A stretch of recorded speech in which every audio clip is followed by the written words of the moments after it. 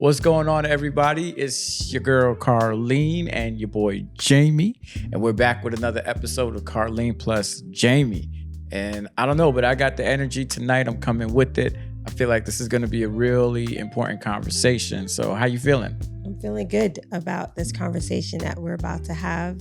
Super excited for the conversation we had last week about how to raise resilient kings and queens in Trump's America. And I just felt like it was a really good conversation to start this series, this 4-part series about like how to help navigate our kids through this kind of political environment. And so it's unfortunate that we kind of have to talk about it at this length, to this length, that we're still talking about it. But I do think it's a conversation that needs to be had. We always have the conversation in our home and sometimes in our circles. And so I think it's important for us to bring that conversation out of those places, those spaces, and into this space, this sacred virtual space that we call our opportunity to kind of just speak and be as real and as relatable as possible to some of our viewers who are thinking, feeling what it is that we're feeling. And, I'm just really ready to continue that conversation. Yeah, absolutely. I feel like you said, I think that this is going to be a conversation we'll be having as long as we're on this earth. Reality is, I think the conversation is just going to morph into different topics, but I feel like at the root of it, as long as things continue to keep going the way they are going in this country for Black and brown people, that we always going to have this conversation about racism, about class, about poverty, about you name it, just all the things that we wish we didn't have to talk about. Yes. We're going to have to be talking about. Yes, for sure. And it's so funny, like I was having a conversation with Amber and she said, she was like, I wish we didn't have to live in America. Wow. Like, she was like, I'm sure there are other places in the world that's better. Yeah. And I told her possibly, but I told her that there is in any country,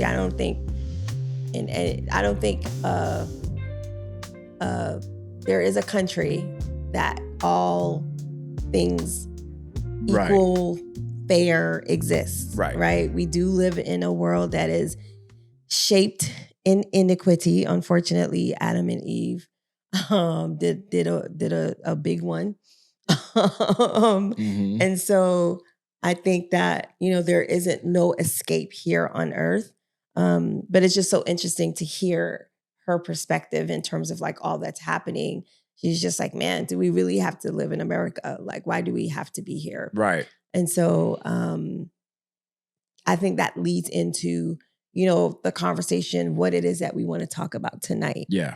I don't know if you had anything to say about what Amber said. I mean, Amber, just for those that don't know, Amber's our youngest daughter. She is 12, almost 13 in a few months. And, to know that she's a child that's very aware of what's happening in the world, and to know that my 13-year-old is already at the place where she's saying that she doesn't want to live in America, the country that she was born in, is kind of sad. Like real talk, like it's kind of sad that she wishes that she was somewhere else. Yeah.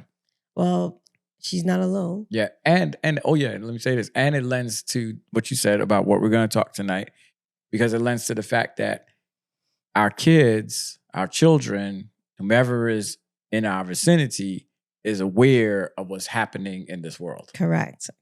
Country. So in this episode, we are going to be talking about difficult conversations about race and politics. And so kind of learning how, or not learning, but showing how to have those difficult conversations with our children about race and politics. So we just want to, again, welcome you guys back to another episode, even now, asking that you go ahead and subscribe. Thank you so much for those that have already subscribed to this channel, who've already shown their support. We truly appreciate y'all.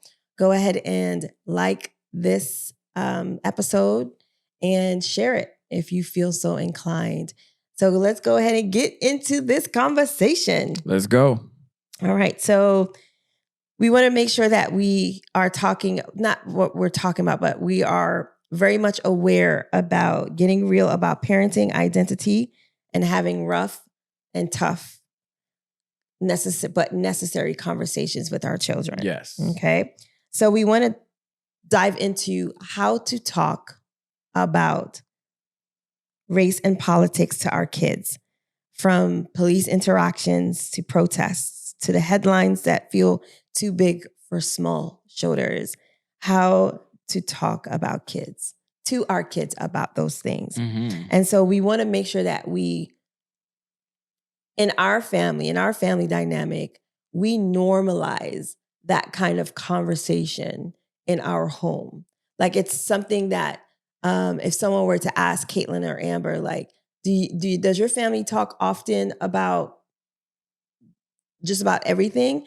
And I can almost guarantee you that you'd be like, yep, a good yes. They'll probably be like, they're not sure if it's a good thing or a bad thing, but it's definitely something that we talk about often in our home. Right. Ain't no way our kids are going to walk through this life without having some conversation about being Black in America, about being Black children in America. We gonna make sure we have that talk. Like, we had a brief conversation tonight at the dinner table about what's happening right now in this country. That's right. And so I believe that it's more urgent now than ever before to have these necessary conversations. I agree. I was telling the girls, like, I remember when I first came to this country, I think it was 1980 something. And I remember, I don't remember, I know that there was a lot going on political wise, but I wasn't privy, or I wasn't necessarily, it wasn't conversation in my home. It wasn't much conversation at school about Reagan. You know what I mean? Ronald Reagan was the then president in that, in 1986. And I'm just like, man, there's just so much that happened, right? That trickling down effect of his time in that, as president, that I was not aware of it, right? It was almost like, of course, there's information is different today. We have social media, we have internet, right?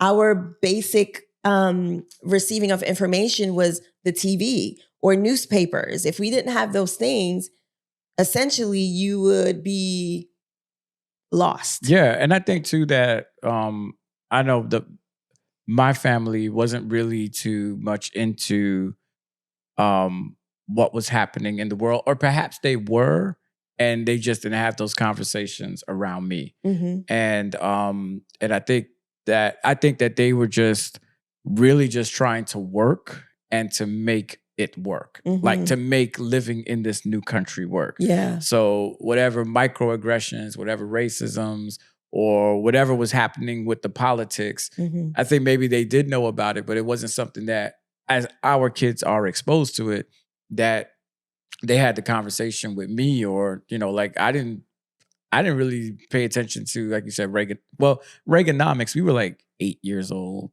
5, because he was like, I think, president 1984 through 88. We were real young.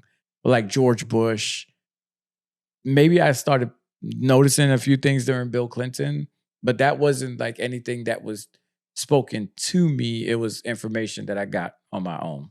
And I also want to bring to the forefront that growing up in a Caribbean home, it's almost like you put your head down, you work, right? You study hard, you do those things, and you really try to not almost exclude some. I'm not saying some. In my context, almost like exclude yourself from the Black American experience, right? And so being heavily involved or speaking openly in that way about what was happening was something that we weren't privy to. And I don't know what the African American experience was as a child, but I know in a Caribbean home as a child, it wasn't something that we felt or heard about the way that we're hearing so much about the political climate in our country. Yeah. And then, flip side, I've known some people, particularly that were like in the from Jamaican families or even other Caribbean homes that were very pro-Black, that were very pro, Marcus Garvey and Malcolm X and those various things. So I think our situation is not unique, but there are situations that were different from ours. Got it. That were in tune or heard about like being Black and what it means to be that in America. Yeah. Yeah. So I want to also kind of build the foundation of this conversation on how important it is for us to have open conversations with our children, not just when things are going awry in our country or wherever, but how important it is to really be able to have that open communication with your kids. I know that sometimes depending on situations, kids seem to be more heavily involved in their phones or their devices than they are in sitting and having actual conversations with people or even with their families. And so just kind of wanting to also reiterate how important it is to have those, just to talk about anything. Right. I think so that they can feel comfortable and safe to be able to express those things. Absolutely. I think that if we could talk to them about,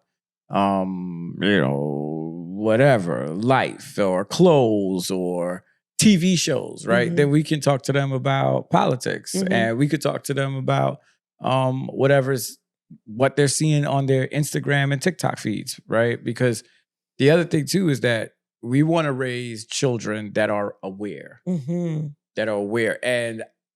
it's interesting, right? Because they're in their phones, their devices, and they're seeing whatever is fed to them on their feeds.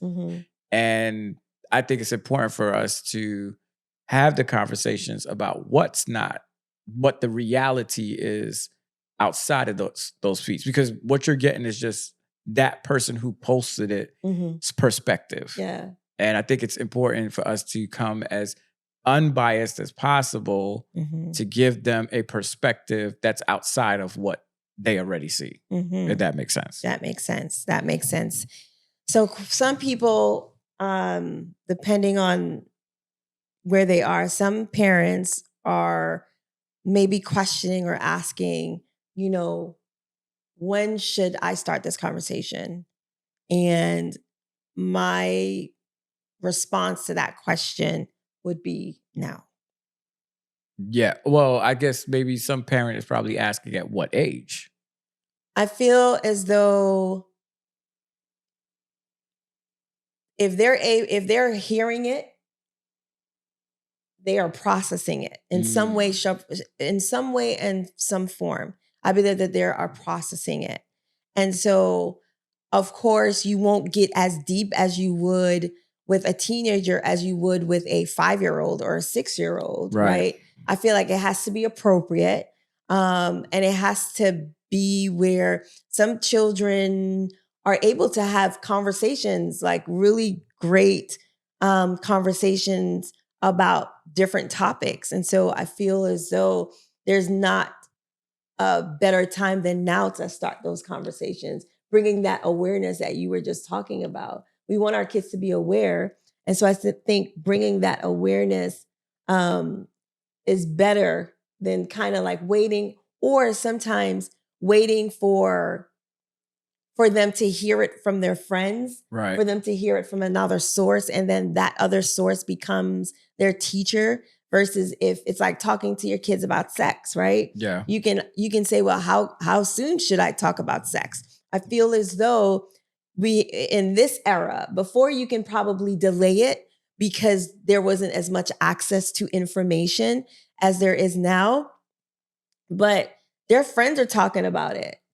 And if their friends are talking about it, you want to make sure that you, regardless of what their friends may be saying, they also have an informed opinion about whatever it is that's happening. Yeah, I agree. I think that I would say everything you said, and I would say like when language begins, right? Like, and I mean, remember those books we had, or those books about poverty that we bought for the girls? They're about poverty and justice and the world, and those were written for what age group was that written for? It was they're picture books, so I'd say 4 or 5 year olds and up. So I think like those are good books to start your children with, to bring awareness, right? About like, what does true kindness look like? What does tolerance look like? Because little racists are taught by older racists, in my opinion, right? Like racism is something that, hate is something that's taught.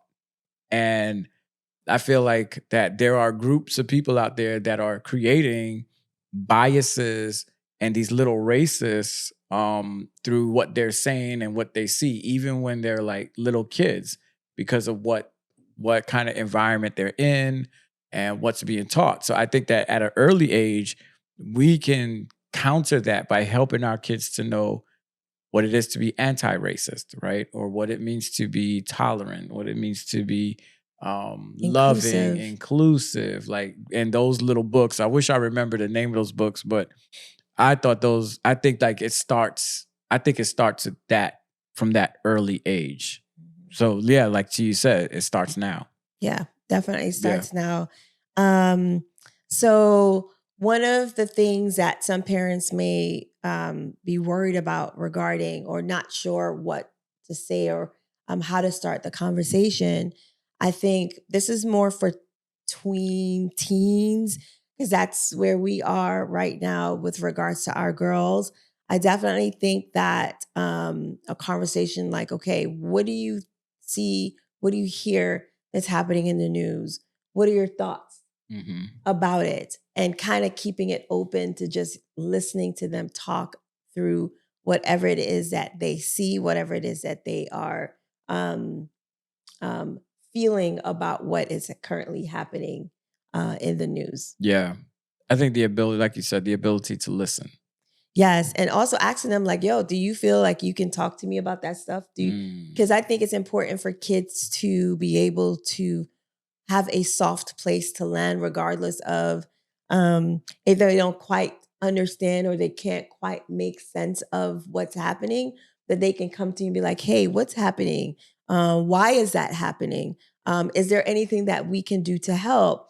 And being able to, I think one of the most important things as a parent is not realizing, but being honest with yourself and being like, I don't have to have the right answers. I don't have to have all the answers. Yeah. I don't have to know all the things. I don't have to make things up or sway them in a way where it feels as though like you're kind of influencing what it is that is happening. But just like in an honest conversation, talking through what it is that they're seeing, what is it that they're feeling. And even though sometimes it's contrary to what you may believe or contrary to what you think, I think it's just important just to sit and hear them out. Yeah. Yeah. I'm thinking about, what do you do if they're resistant? Do you have to like read the room and not force the conversation? Or if you notice it's like there's an attitude, or they don't really want to talk about that, or they get to that like, oh, here we go again. Like, what's your advice if you notice, like, if you're having this conversation, they feel resistant? I think if it feels as though like it's almost like you're what's the saying, like it's like pulling teeth. I definitely think it's time to end the conversation because they're not comfortable or they don't feel good about talking about it in that moment. Yeah. So I know sometimes, as with teenagers, it can be difficult handling their emotions. Not it's difficult sometimes for them to be able to handle their big emotions. And as parents, learning how to help them regulate those emotions. Yeah. But also giving them space and time to feel all the feels, and then maybe at another time coming back and talking to them about what it is that you want to talk to them about. Yeah. Because I'm also thinking about, obviously, what's happening in the world. They are internalizing it in some way. Mm-hmm. And I'm wondering if the conversation sometimes, anyone who's listening, maybe the conversation needs to shift to whenever they want to talk, or I'm not saying whenever you know your kids, right? To why are you resistant? Like, what's happening? What, like, help me understand what it is that you don't like about this conversation. Mm-hmm. Because I feel like every time we try to like unpack what's happening, you tend to bottle up, you tend to have an attitude, you tend to almost want to be dismissive. And I think that's important to as a parent, like you said, to listen and to be patient, because we need to figure out, like, why are you so resistant to even having a simple conversation about what's happening in this world. Very true. That's a good point. Because not all children are created equal. Bro, that's right. Not all children are the same in terms of, they're what they want to talk about, when they want to talk about it, whatever it is. So I do think it's important for you to have that awareness as a parent. You know your kid, you know your child, and you know what those beginning signals that's signaling, saying, hey, I don't want to talk. Hey, right. I don't want to have this conversation now. But I also think depending on the child, that I feel like with some children you can dig deeper. Yeah. And some you can just be like, all right, let's keep it simple. Let's keep it short.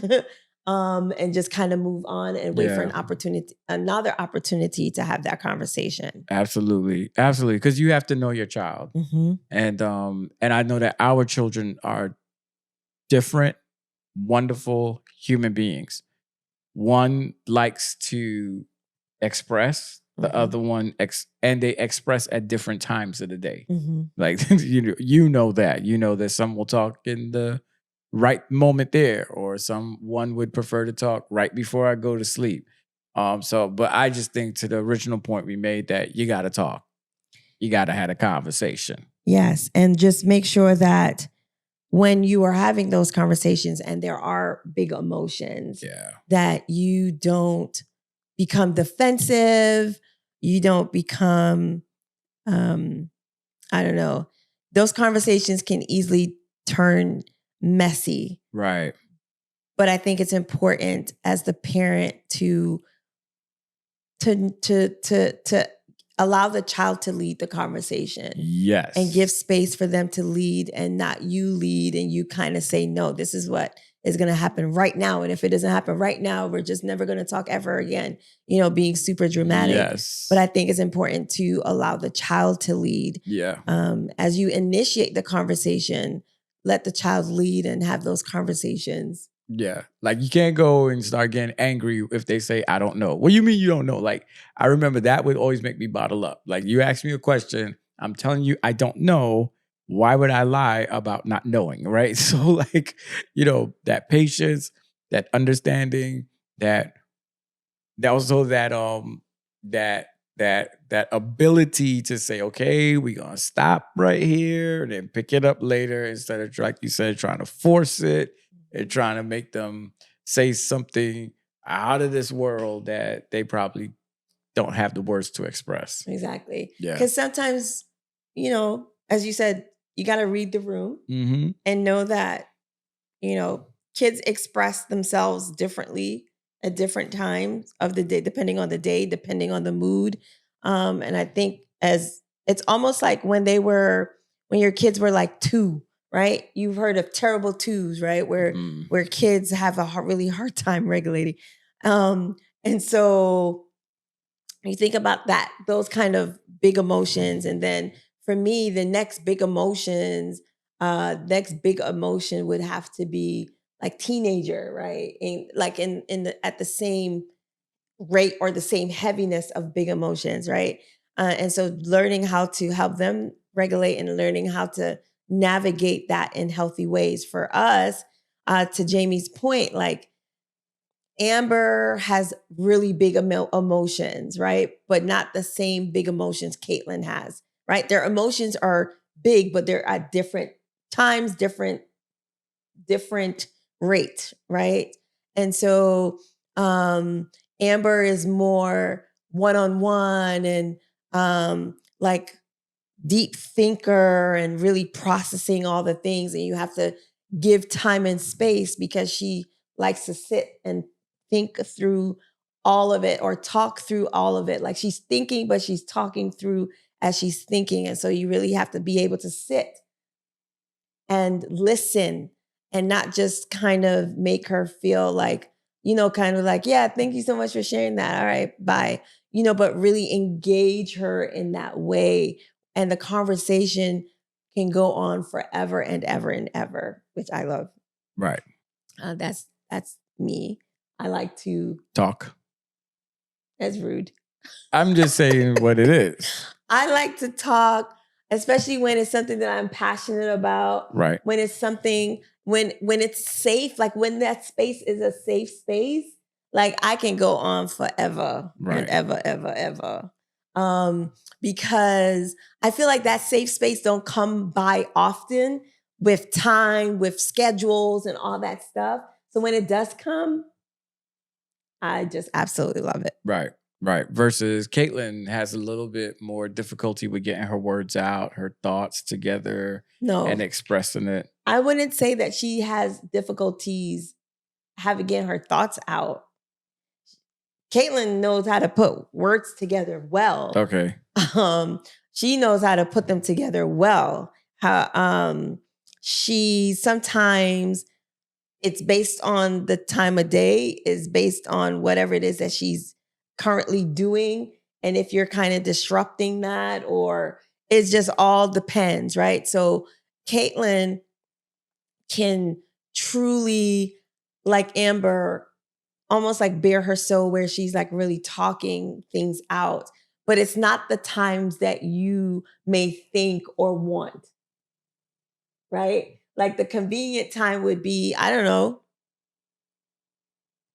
in a car or something, but like you're in a grocery store pushing the cart and she's over here having like a really serious conversation about something, about a friend, about an experience and stuff like that. And you really have to like focus on 50 million things, but you're really trying to also focus on her. Would you agree? Yeah.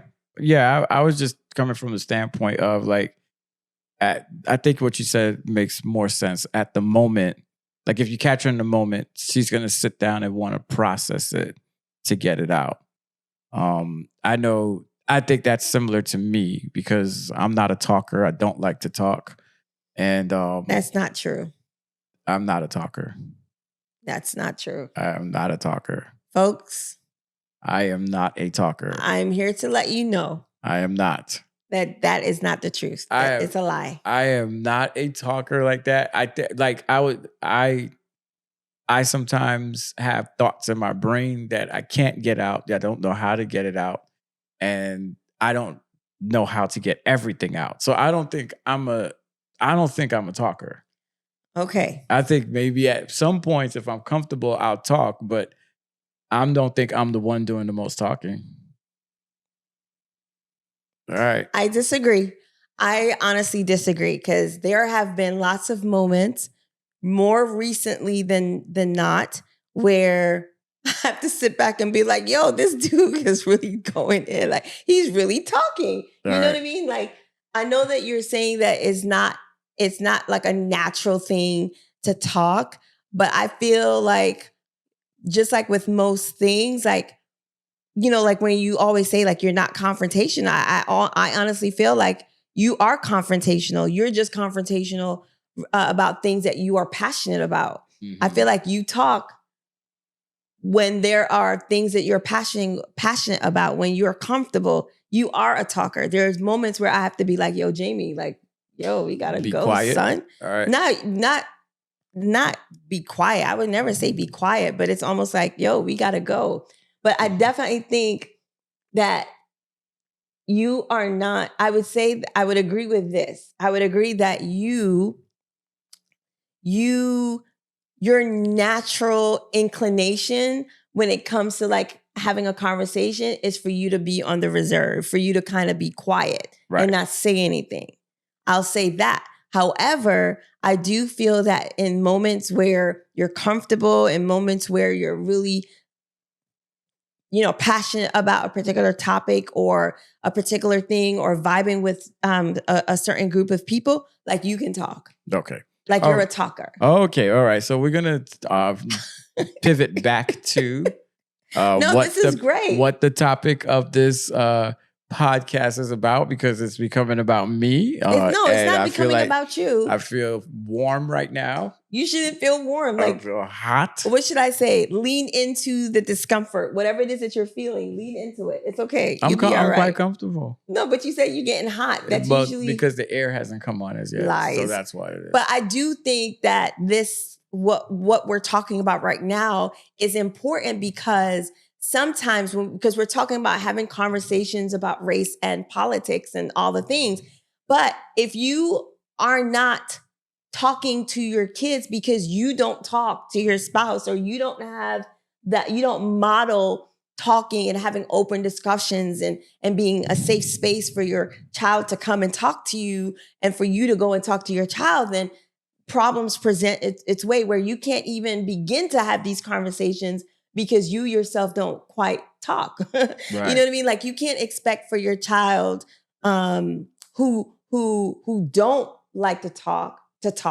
Right. But you have to be able to recognize, I don't do this. So let me go ahead and try my best to begin to model that behavior so that he or she can be able to feel comfortable. They can feel safe. They can feel seen and know that it doesn't matter what they say, that it will fall on a heart that is soft and a heart that truly that they know beyond a shadow of a doubt that they're loved. You know what I mean? Like, absolutely. I feel like that's at the core of this conversation. Right. Yeah, I agree. I think that it's just understanding your children. And I think the only way that you can understand them is through communication and through talking to them and through observing them. Sometimes it just means just sitting down and just looking how they interact and how they react to different things is quite important in whatever goals you want to accomplish with your precious little ones. All right, so let's go ahead and talk through, what are some practical support for emotional support? Practical tools for emotional support. Okay. So one of the things that we have known to work is using books. Right. You just made mention of the books that we read to them when they were younger, children's book. And it's like a 2-part series about... It's a 3-part. Mm-hmm. Okay. Yeah. A 3-part series about what Jamie expressed before. Using books like The Girls and I, we read, oh my goodness, what's the name of that book? I do not remember. Oh my goodness. It was, oh my goodness, I don't remember right now, but maybe I'll remember and I'll maybe post the book in the comments. But it's comment section. Essentially, this book we read together, and it was talking about these kids were growing up where they had the Black Panther Party, where they did the schools. What was the school called again? Freedom Schools. And so it kind of did like a history lesson on that. It also talked about the different Black inventors and stuff like that. And we read that together. So creating opportunities like that to to encourage conversation, but also encourage a bond between you and your child so that they can, again, feel safe, feel comfortable talking to you about difficult conversations. Right. And so storytelling also is a great tool to help your child navigate those hard conversations. They may not be able to know how to express it in a verbal way, but through storytelling. There's a book that I just read that Theo and Golda recommended to me, and they were like, this is probably like one of the best reads that they have read in a very long time. And I was just like, yeah, that's great. I'm sure it's not. It actually is. It was such a good book. I'm looking for the book right now, but it's called How to Save Babylon. It's by Sophia Sinclair. And it talked about, it's a great book. I don't want to, no spoiler alerts, but essentially she started writing as a result of all it is that she was feeling. She really had big emotions to what she was experiencing in her home and at her school. And her mom recommended that she, started reading poetry. Then she started writing. And I mean, it's just an amazing memoir. And I absolutely would recommend it. I would give it a 10 out of 10. So again, another example of how storytelling, writing things down, also contributes, is another tool to help navigate those big emotions. I think also trying to role play situations, different situations. We haven't quite done that with our girls yet. But essentially, like, have you ever experienced racism, or have you ever experienced microaggressions? Like, not have you, I'm sorry, I'm saying have you, but role playing that if they do hear these things or feel these things, like role play what their response would be, so that they become more prepared in those situations and not become silenced as a result of that. Mm-hmm. Yeah. I think you should really know what your child will like, and mix it up, do a mixed bag. Because I think that if you have a child that writes, sometimes it's probably good to let them write their emotions about a particular, like you said, about a particular topic. If you have a child that's like dramatic and theatrical and loves to act, then I think a role playing out a situation. I would love to like do a what is it? Like a scenario, but they don't know. They're not in on the scenario. So you just kind of come home and just kind of like treat them unfair. Like give one kid more things and give the other one. And then to just have a conversation about how did that make them feel? To kind of talk about, like the lady that did the blue eye, brown eye type of thing. So I just think it's just what your child will gravitate to and what you think your child will enjoy. Because even drawing, right? Like draw a picture to express what you think about what's happening in California, in Los Angeles right now, or whatever it may be, that whatever that experience or that thing that's happening in our world right now, to find ways for them to express themselves. Yes. I think another tool, a possible tool that you can do with your child is like have check-ins.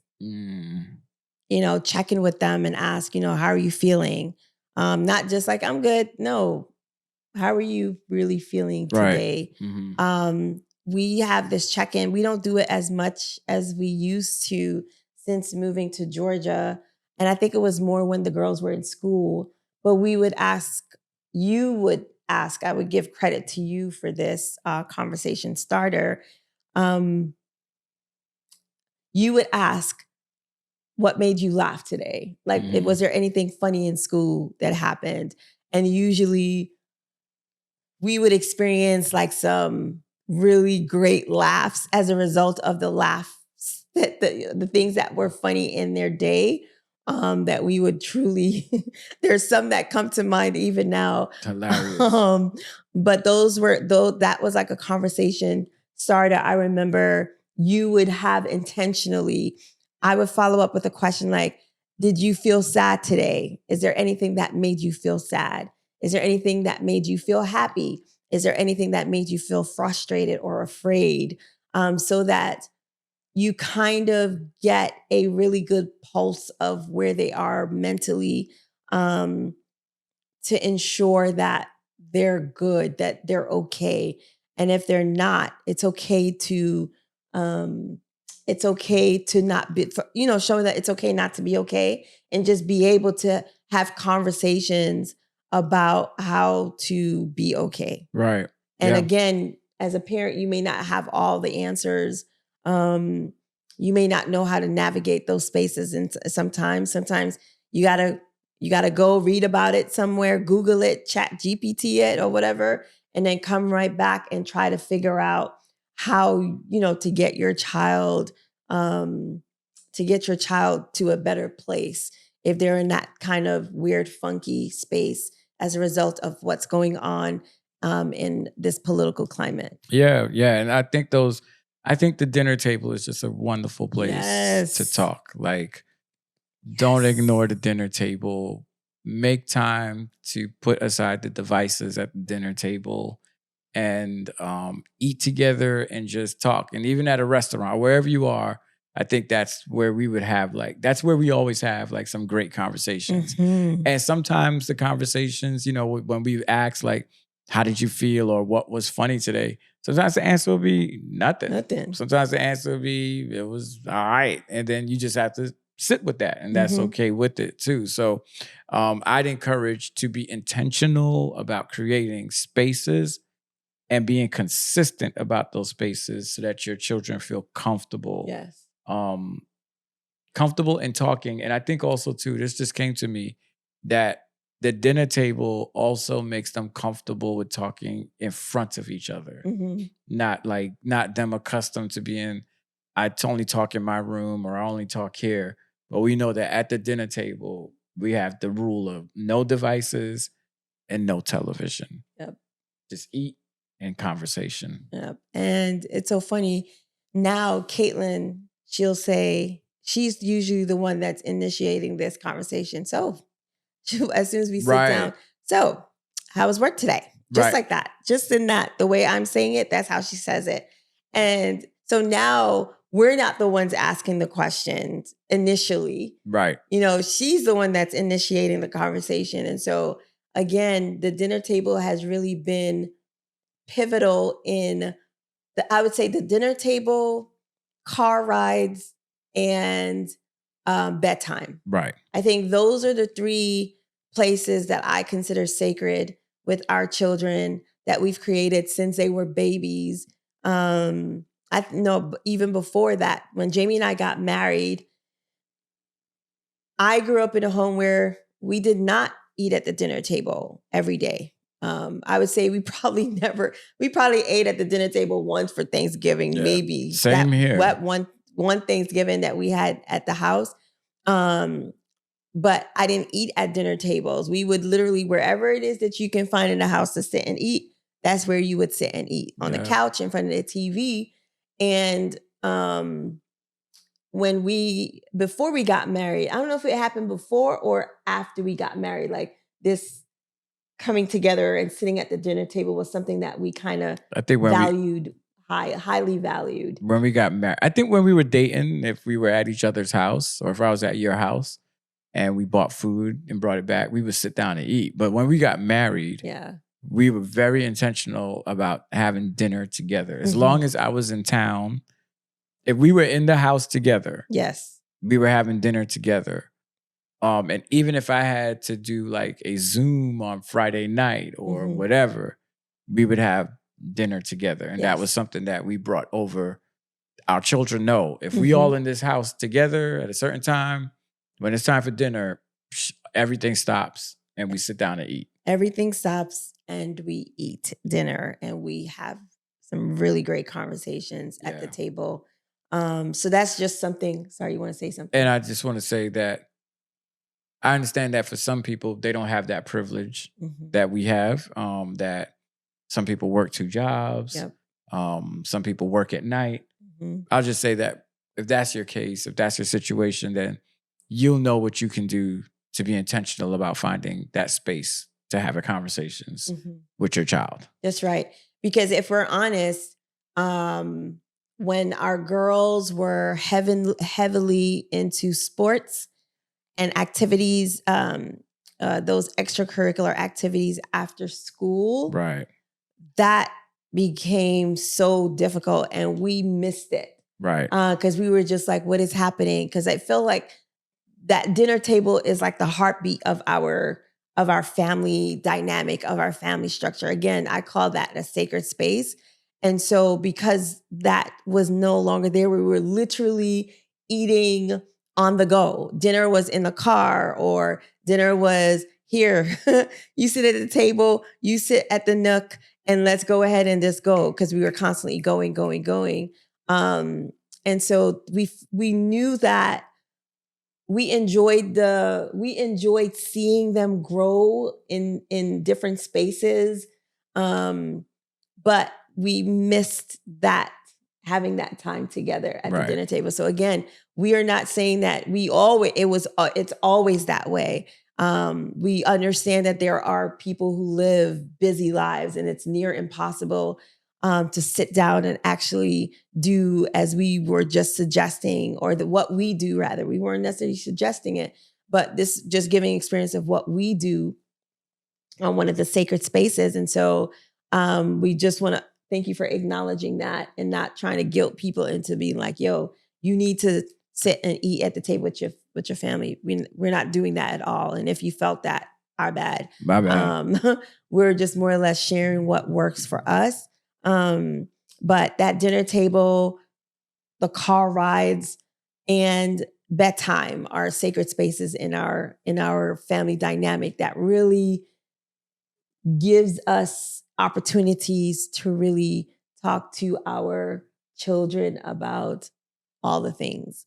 And so we are hopeful that this episode is one that challenged you a little bit, or this episode gave you tools to be able to start those conversations about race and politics in our country, and just really being aware and bringing your children along with you, and not kind of like saying, well, they don't need to, because sometimes some parents are like, I don't want to bring that stress. I don't want to put that stress on them. I don't necessarily want them thinking about those things.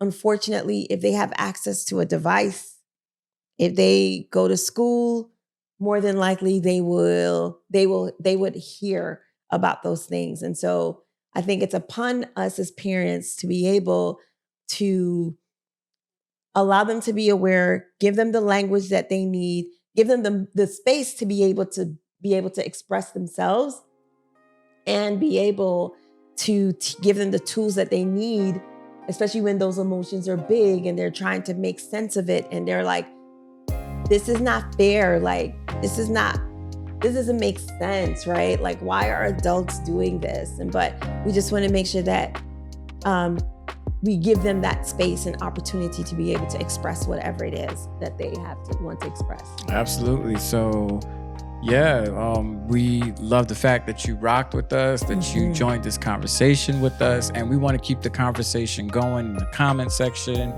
even on the posts that we put on Instagram and on Facebook. And so once again, please like, share, subscribe for more of this content. And we just thank you once again for rocking with us. Yes. Please share it to anyone, a teacher, a parent. Who else? I thought you were asking me if I'm a teacher. No, I'm not a teacher. You are a teacher. Okay. Sensei. Master Blaster teacher. Okay. I feel like as we are ending and wrapping up this conversation, I feel it in my spirit to, in this moment, ask you to bless us and grace us with a rap. Oh, for real? What do you want me to rap about? What we just talked about. You bringing it back to the pandemic. I gotta stress it. I can't let it get to my head. Going through this administration, people are dying. I guess they are dead, immune to all the abuse that's happening. Somebody's gotta start clapping and start rapping. That's what I'm gonna do. I wish I had a beat so that you can move your feet. But we gotta find peace in the Middle East. Maybe that will be when the Israelis give the people their own state and they can't relate because they were nomads roaming around the whole eastern bound till they found a place to settle down. And it's not right, the wrong time. They're trying to take over the place, Palestine. But I'm fine. No, I'm not. I'm gonna rot like a bad apple. Skedaddle. Papple. Peace. Yo. See, man. I'm sorry. Skedaddle. Skedaddle. That's the new word. Skedaddle? Watch them start saying it in the streets now. Okay. We thank you so much. We wanted to just kind of give a throwback to... Throwback. Think we're going to do that every night now. No. Yeah. No, we're good. This was just like a boop. And then after this, boop, we're done. But we're so grateful again that you guys took the time to watch to the entirety of this episode. We love you all. And we can't wait to see you for episode 3 of this series. Peace. Peace.